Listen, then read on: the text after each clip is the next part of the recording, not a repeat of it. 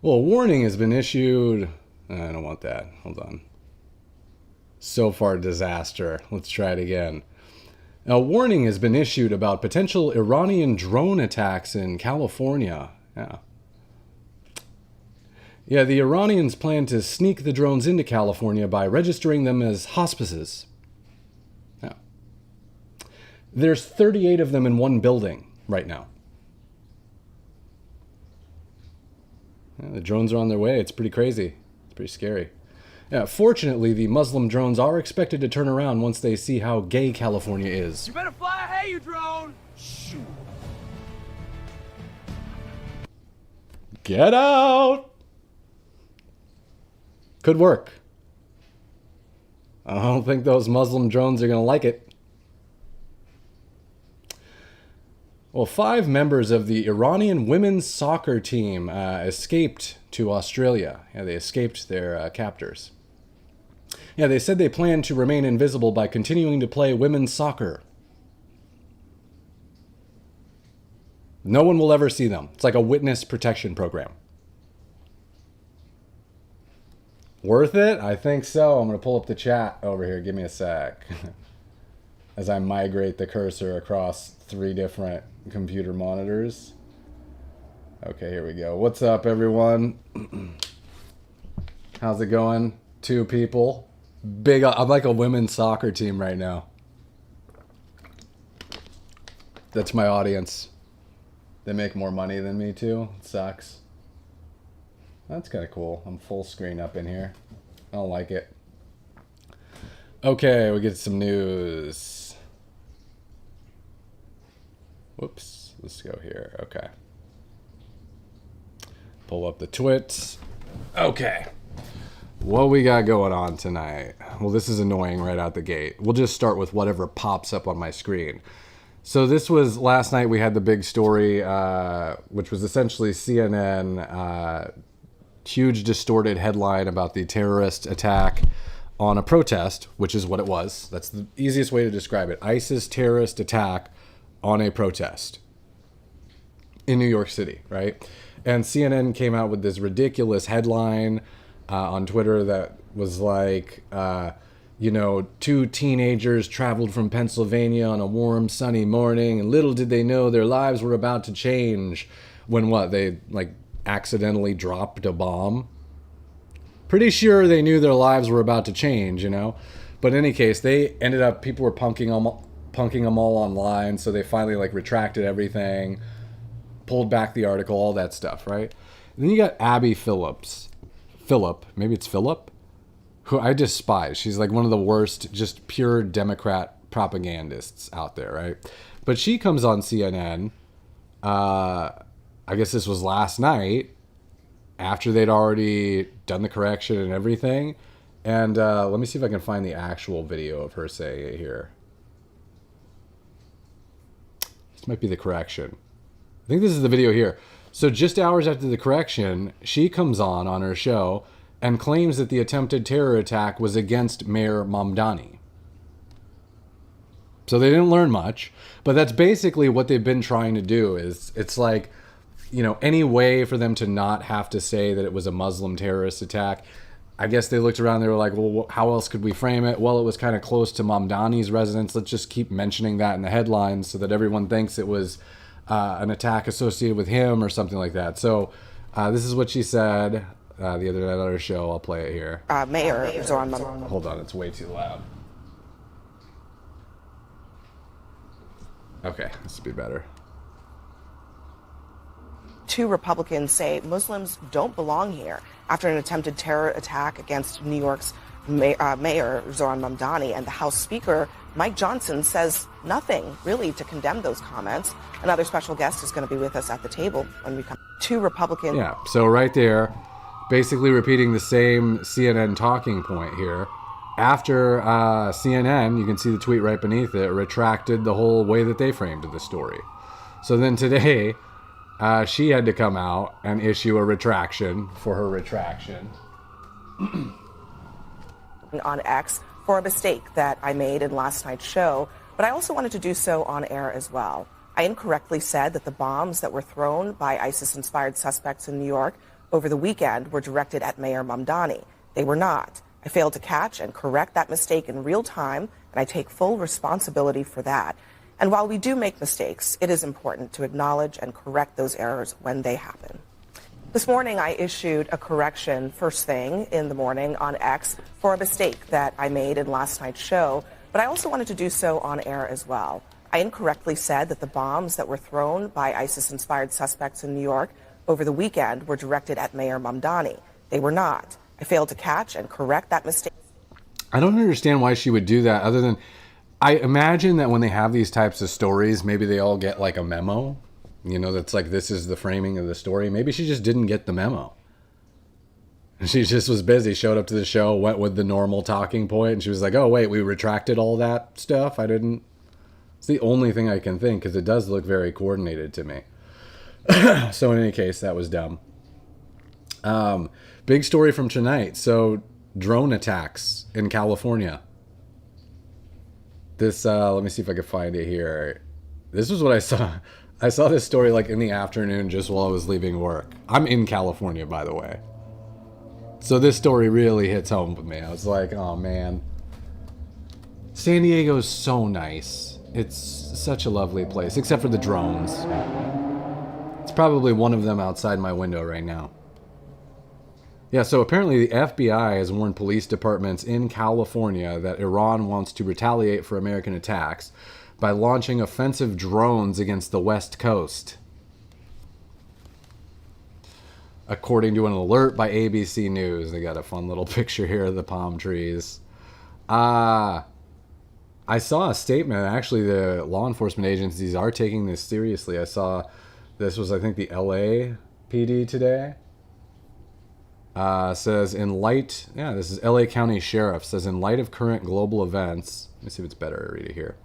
The department remains at an elevated level of readiness and is maintaining increased vigilance as we continue to protect our residents of Los Angeles County. We are working closely with our federal and local law enforcement partners to share intelligence and monitor the ongoing conflict in the Middle East, assess any potential impacts on our communities. Safety remains the highest. Out of an abundance of caution and in recognition of current religious observances, the department has continued increased patrols around places of worship, cultural institutions. Okay, so they did that. So, and then they end with, we also recognize that some of the most valuable intelligence comes from the public. Our residents are the eyes and ears of our communities. So basically they got no plan, is what it sounds like. They're like, hey, if anyone sees a drone or suspects there may be a drone attack. I don't know how credible this really is. I mean, I assume they're talking about Iran using the Shahed drones, which I don't know if I have a picture of it here. I could probably find one on Twitter real quick. Shahed drone. Let's try to pull it up. This is the type of drone that this is a good video actually. This guy shows you what they are. I don't know how he did this. He must have used AI or something. This is the Lucas attack drone. It stands for low cost unmanned combat. That's actually our drone that we made, and it's built based off of a Shahed Iranian drone that we found on the battlefield and reverse engineered it. So you're going to show the Iranian drone in a sec. Attack system. It's about 10 feet long, about 8-foot wingspan. It's powered by a propeller, so it doesn't give off a big heat signature that can be tracked easily. Carries about 40 pounds of explosives. And interestingly, this was modeled after, cloned from, an Iranian drone, the Shahed 136 kamikaze drone. The Shahed is a real favorite with the Iranians, and when one was captured by U.S. forces, they took it to engineers and said, make us a copy of this, and even better. Now, when the Iranians are launching their drones to attack outward, the U.S. is turning a very similar device back upon them and turning this. So these aren't, when they talk about Iranian drones, they're not talking about like the drones that you guys see and I see that people have in the streets filming stuff that fly vertically. They're talking about basically a small little fighter jet looking thing. That's pretty big. I believe they're tipped with a warhead, so they're meant to just crash into stuff and blow up, I believe. So we'll do a little bit of grok research because I want to see actually how likely it is that these friggin' drones could come to the U.S. even.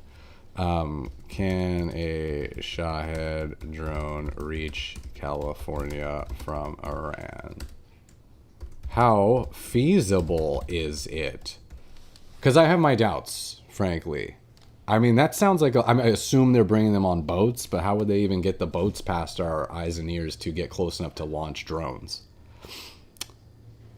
Oh god, I really stumped Grok on this one. It's going to be thinking for a sec. But that's my thought, is just initially I'm like, okay, they're talking about the Shahed, I imagine.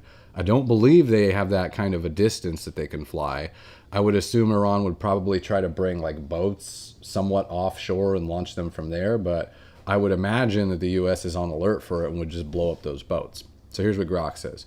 Grok says that the Shahed is an Iranian-made kamikaze drone, often in swarm attacks, has a maximum operational range of around 1,000 to 1,500 miles, it says. So that can't be across the Pacific Ocean, yeah?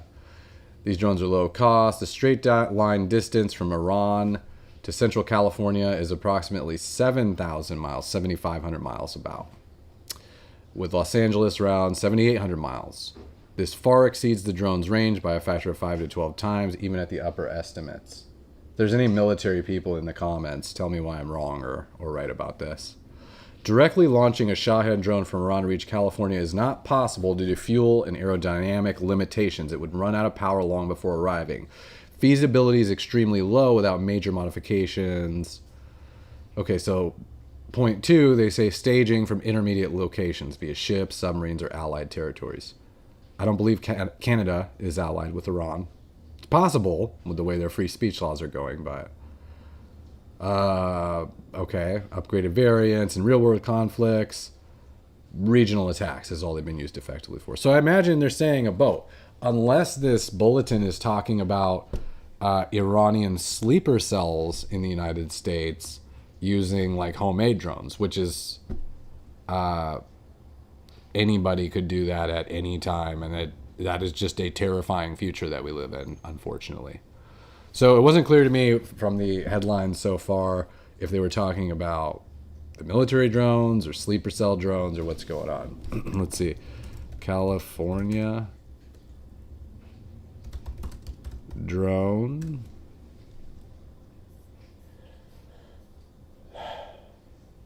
Somebody says, Lynn says, we don't know what they have. They said they're not going to miss Trump. Many have. Many have. He's got that little God shield around him right now, hopefully. I'll knock on wood on that, but yeah, I don't know. I imagine that would be first on their list, obviously. Yeah, there's not really a ton of information on this. Top U.S. drone expert. Iran has the tech. All of the reports just say Iran has the tech, the reach. This appears to be an AI image of their military-grade drone. So, Matt Tardio says California facing threats of drone attacks from either the sleeper cells I could buy. Because, I mean, honestly, anyone, even an American who's not an Iranian, could attack with a drone. I don't even know how we combat that future. We're entering a weird period in history where, like, the technology is just getting easier and easier for people to cause greater and greater damage for less and less money. You know, and with less and less detection. So other than creating, like, a state where people are just constantly under observance. I don't know how you stop stuff like that. Okay, so generally, so we got that going on. I might get shot in San Diego. That's cool. We got the Strait of Hormuz. This is the other big thing with regards to the war today. So, as you guys probably know, the latest was Iran just the other day was talking about it was going to lay mines in the Strait of Hormuz. So Iran seems to have shifted from more of a defensive, if you could even call that, military operation, classic sort of war where they're using those Shahed drones in an asymmetric warfare battle against the U.S. They've now shifted more towards just straight up terrorism tactics, where it's basically, initially it was we were going to shut down the Strait of Hormuz. I think now because they're so badly losing, they are turning towards, okay, we're just going to blow up ships. We're going to do what we can, right? We're going to lay mines, make it impossible to cross for anybody, right? So they were saying that yesterday. Trump came out and threatened them. I think it was in a tweet, and basically said, you know, if you guys lay mines, you better pick them up or we're going to come attack you. He dropped one of his, you will see weapons the likes of which you've never seen before, which appears to be true, by the way. We'll get into that later. But so apparently today the reporting is they did, in fact, drop some mines in the Strait of Hormuz. I'm hearing a little bit about that. Let me kind of pull up if there's any articles on it right here. It's always dicey searching on Twitter. You never know when porn's going to pop up, so you got to be real careful there. I got to really think about the search terms I'm putting in. Strait of Hormuz. No, that'll pass. Yeah, so somebody here says, this is the AF Post. This is online news outlets say Iran has laid about a dozen mines in the Strait of Hormuz. Underwater mines is what they are.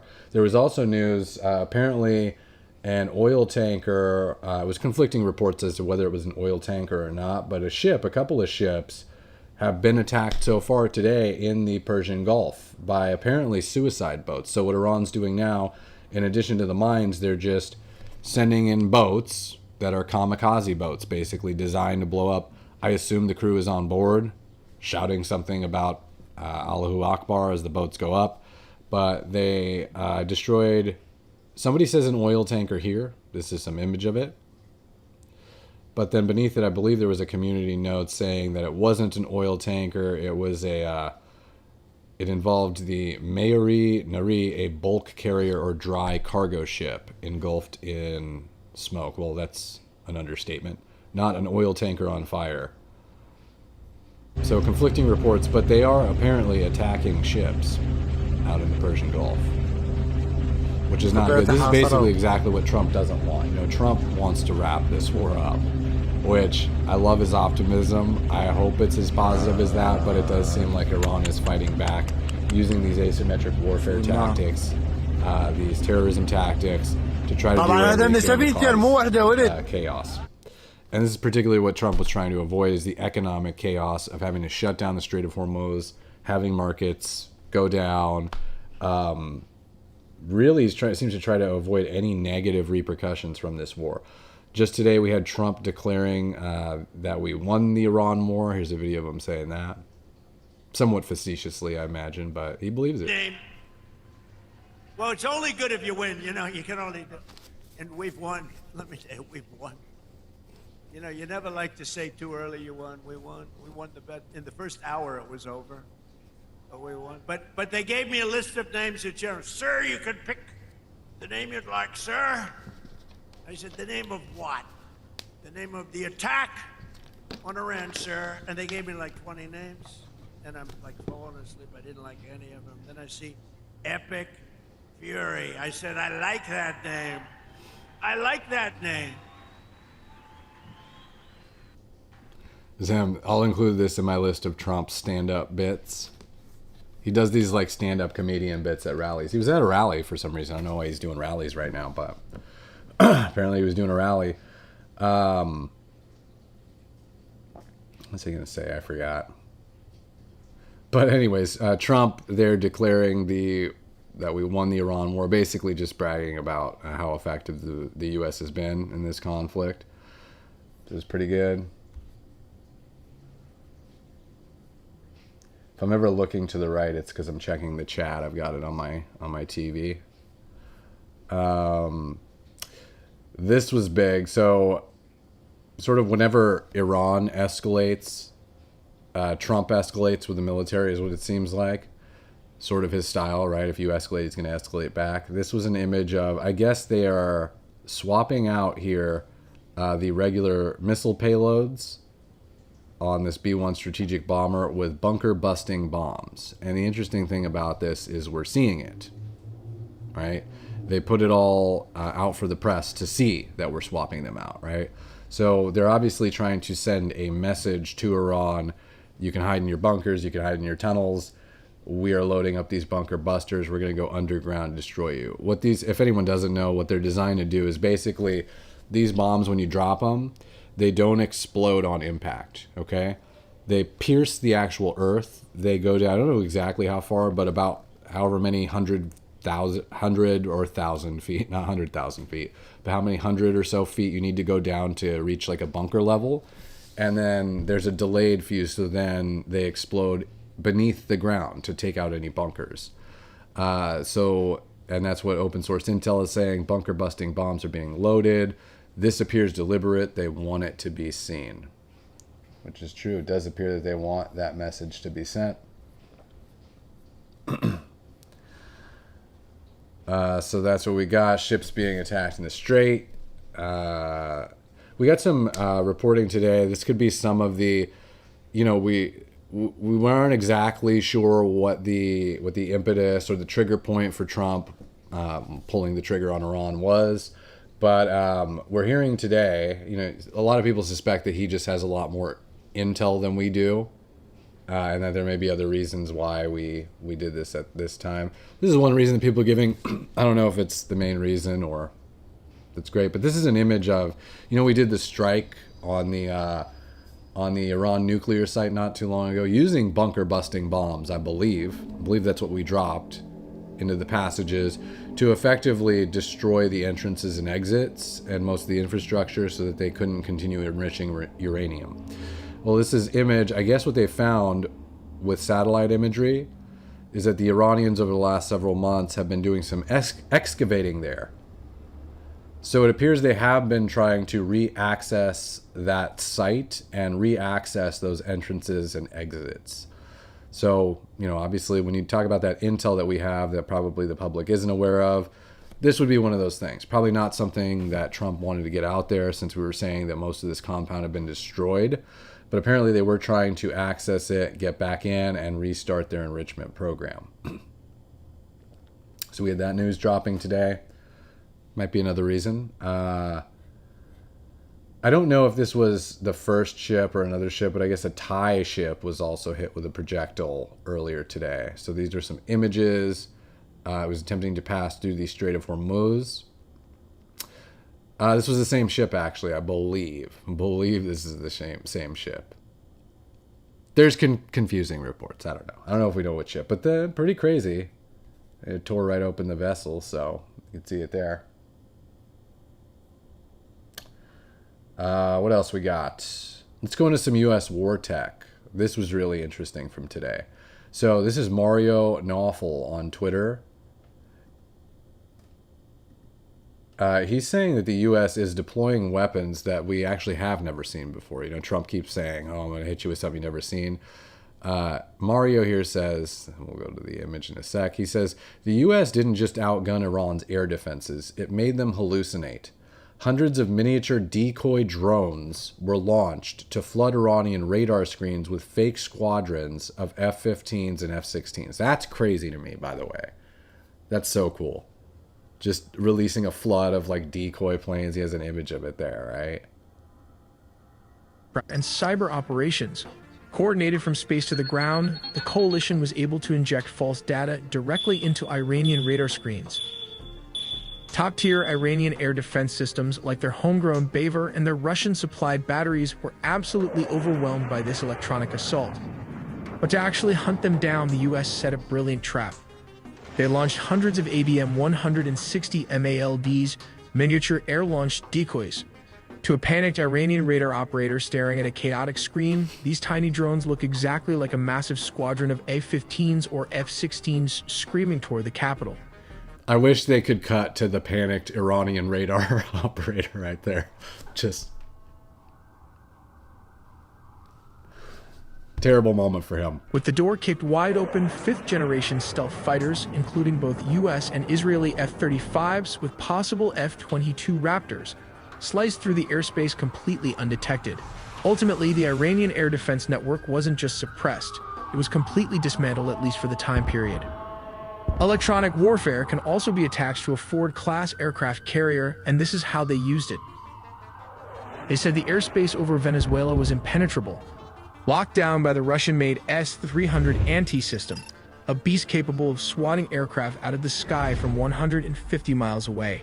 But in the dark night, the myth of invincibility didn't just crack, it evaporated. The opening salvo didn't come from pilots, but from physics. The U.S. Gerald R. Ford, stationed off the coast, unleashed a barrage of electronic warfare so dense it didn't just jam the Venezuelan radar screens, it burned them white. The S-300 operators at Captain Manuel Rios Air Base were blind before they ever saw the missiles coming. The first kinetic strikes were surged. That's cool. This is a cool video, by the way. I could just keep watching this thing. But I like this tactic of just completely confusing, discombobulating the enemy before we go in. It's pretty sick. From a destroyer. 2 Tomahawk cruise missiles slammed into the S-300VM radar arrays. In an instant, the eyes of the Venezuelan defense network were turned into twisted, red-hot scrap metal. But one of the most dangerous electronic warfare comes from the disc-shaped objects attached to this Black Hawk helicopter. This is the crazy part, by the way. This is where it gets all sci-fi.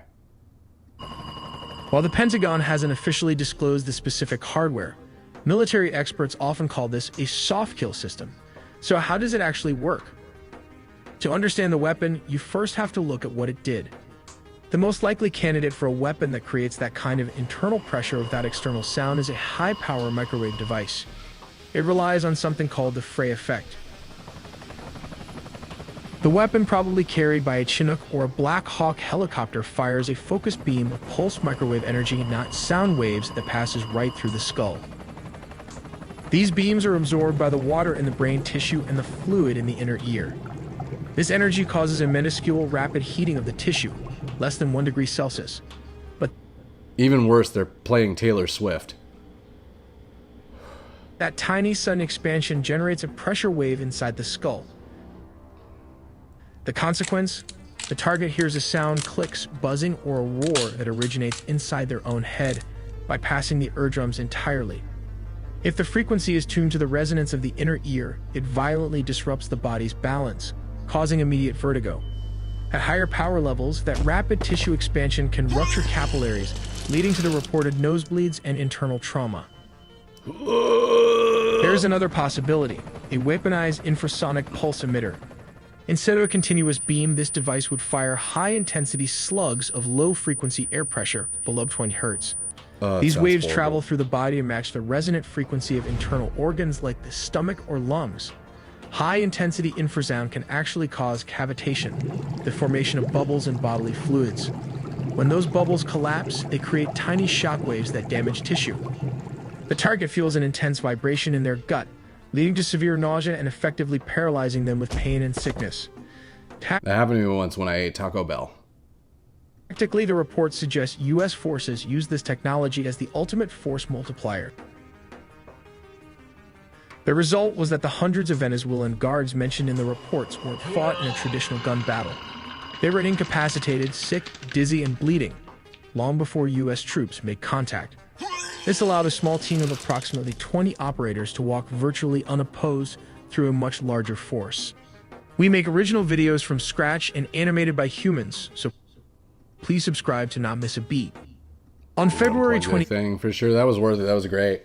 Man, I hadn't actually watched that full video before, so it's just chilling here watching it with you guys. It was cool.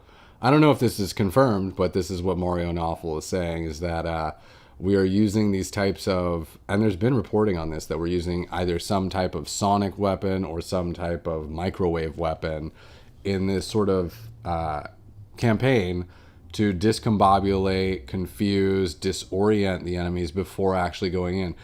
It would make sense to me that that is because we do know that it was a small team of soldiers that took out at least 100, I'm imagining, Venezuelan guards to get Maduro. So I would not be surprised if they used some type of weapon like that to incapacitate those guards before they actually moved in. But again, it's not confirmed. So maybe when Trump's talking about those weapons you've never seen, it might be these. Might be these. Okay, what else we got? Went over the fake headlines, U.S. tech. I don't know what Trump's going to do with the Strait of Hormuz, by the way. Just touching on that again. That's a tough one. Because if Iran is able to successfully lay enough of those mines and kind of close down that strait, I mean, that's going to be very difficult if commerce is unable to go through there. So I really don't know what you do in that situation. Do we have any technology to detect underwater mines? I don't know that we do. Might be some really cool AI startups coming online soon. Okay, drone attack in California. We went over that. Let's do some jokes again. You guys want to hear some jokes? Maybe you weren't here in the beginning. Let's do that.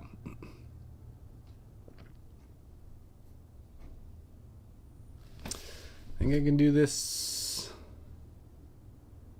Oh, yeah.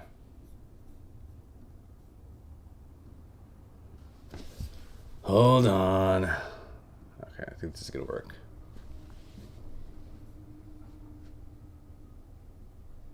Cool. Well, a warning has been issued about potential Iranian drone attacks in California. Yeah. Yeah, the Iranians plan to sneak the drones into California by registering them as hospices. Yeah. There's 38 of them in one building.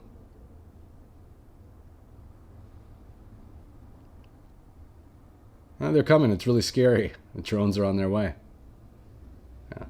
Fortunately, the Muslim drones are expected to turn around once they see how gay California is. You better fly ahead, you drone! Shoot.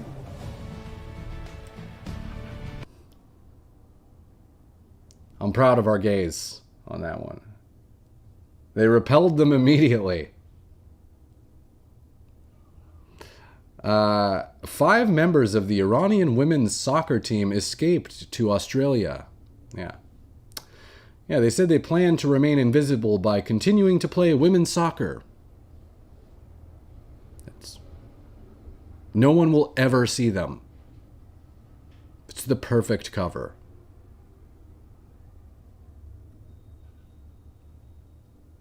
Sweet. This is an edit. Yeah, they said they plan to avoid detection by continuing to play women's soccer. I'm going to chop these up and put them online later, so I might want to use that line instead. Behind the scenes. A couple other things. Let's see. Trump has endorsed Jake Paul. Oh, let me pull up the Twitter again. Sorry. Trump endorsed Jake Paul for political office today. This was cool. Jake Paul, I guess, was at his rally. Big Trump fan, obviously. I like Jake Paul, by the way. So here he is, saying good things about Trump and get his endorsement. We'll listen in. Whoop.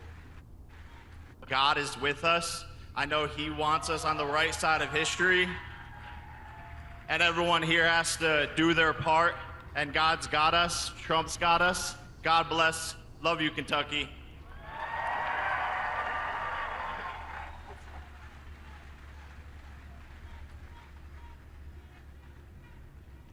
No, he's a great guy. He's a courageous guy and a talented guy. He's a hell of a fighter, too, by the way.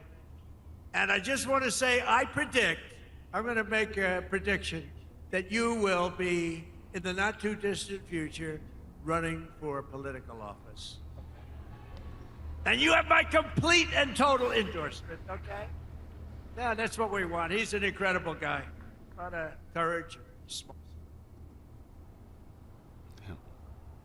There he is endorsing Jake Paul right there. Yeah, if there's anyone who has enough brain damage to become a politician, it's Jake Paul. Yeah.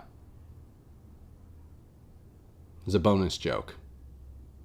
But he actually could do it, by the way. I think Jake Paul, he's maybe not like the most well-spoken guy in the world, you know, but you don't need that to be successful. He's a hustler, and he's got a really actually kind of weirdly good business sense, just a good energy about him. And with those two things, actually, he could be successful in a lot of different things. So you got that. Let's check the chat. What are we thinking tonight? Do we think California is going to get attacked by Iranian drones? What are people's thoughts on that? You can speak up. It's cool. I will reply, most likely. I'm not good enough to do the paid chat yet, so all you peasants get freebies. This is my apartment, by the way. My place. Got a bike in the back. There's a dishwasher going right now. I don't know if you could hear. I guess the last thing I'll end on, China is apparently feeling the effects of the war. There are reports now that gas lines for automobile gas in China are a little long right now. Grok has verified that the video below is real. You need to do that these days because you never know, right? This is a video of thousands of Chinese drivers lining up at gas stations to fill their tanks before major price increases go into effect. This is, they add, what things looked like in the U.S. during the oil shocks of 1973 and 1979. When what? Oh, here we go. When gas was rationed and drivers could only gas up on alternate days based on the last number of their car's license plates. This is what U.S. drivers no longer have to worry about thanks to, I don't know what these agendas are. Maybe this is just an ad for a gas company, who knows, an oil company. Hashtag energy dominance agenda. Who is this even? That guy's for sure a CEO of some. I just realized in real time this is probably some distorted ad for his energy company. Who knows? But no, that I believe this video is real. So, not surprised. And if there's any good side effects of this this war, this skirmish with Iran, it'd be negatively impacting China's anything but economics in particular. That'd be nice. What's up, Bob? Bob says, doubt if most of the country cares about California. I live in San Diego, Bob. Thanks. I appreciate, now I know you will be able to join me, Bob, in this fight against the drones. Bob don't give a California does kind of do its own thing, though. Bob says, I'm still waiting for the liberal side of the Sans Reyes to drop. San Andreas? Oh, probably. I actually had a good video about that not too long ago. It was like one of the joke videos. You gotta go to some old school missed info to see that one on my TikTok. What else? What do people think about the war in Iran? Anything? What are our thoughts? Was this a good decision, bad decision? It's just really me talking to Bob right now. Oh, what's up? I got another chat too that connects to, I think, YouTube and Facebook maybe. It says there's 2 people on there. Or 200,000. Who knows which one it could be. One of those numbers. Feel free to say what's up. Otherwise, I'm going to eat enchiladas. I made enchiladas with 4-year-old chicken that I home canned 4 years ago when I thought that COVID was going to cause a hyperinflation and we all might need some extra food. And then I just got poor myself, so I started eating it. It's quite good.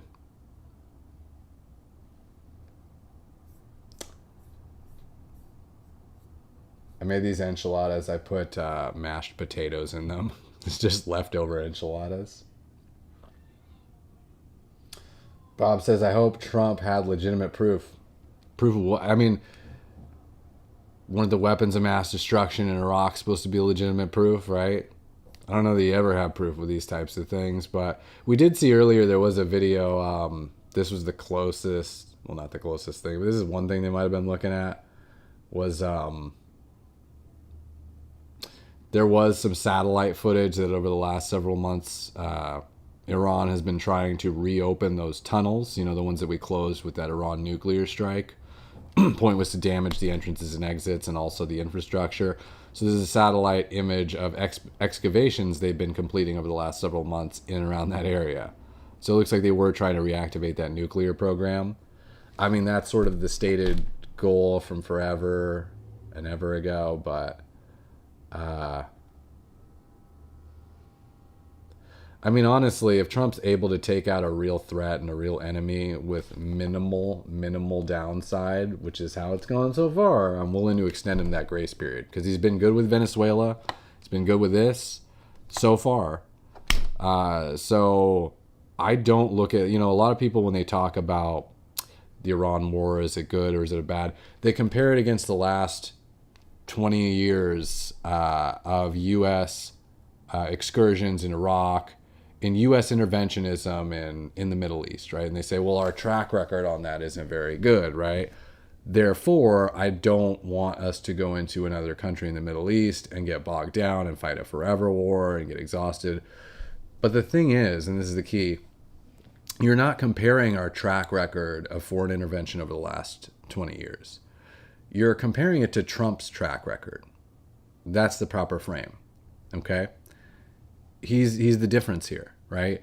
Trump's track record, when you look at it, you look at the Iran nuclear strikes, you look at Venezuela, how efficient he was capturing Maduro, just how efficient he's been pretty much doing everything so far with his presidency. He's got a really solid track record. So if you're betting against Iran, you're not betting against the U.S. interventionism that's happened over the last 20 years in that track record. You're betting against Trump.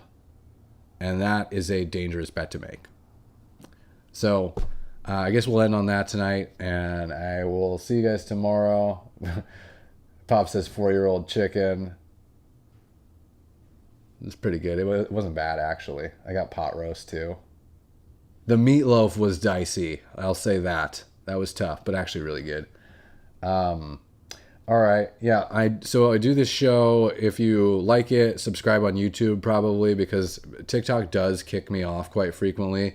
I think this is supposed to be for gaming only.